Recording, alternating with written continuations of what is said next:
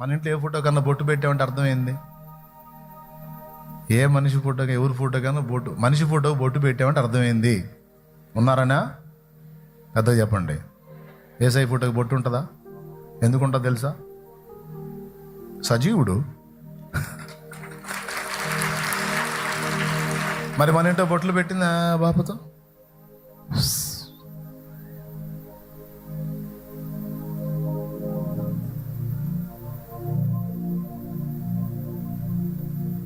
సజీవుడని సాక్ష్యం ఎంత క్లియర్గా ఉందండి. మా ఇంట్లో నా చిన్నప్పుడు మా ఇంట్లో ఆ బొమ్మల ఫోటోలు బొట్లు పెట్టడంతో పాటు పోయిన వాళ్ళ ఫోటోలు కూడా పెడతాం. అంటే మొత్తం ఒకటే లిస్టు.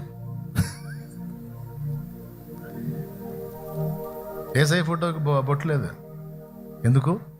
సజీవుడు. ఇదిగో ఆయన ఇక్కడ లేడు, ఆయన లేచి ఉన్నాడు.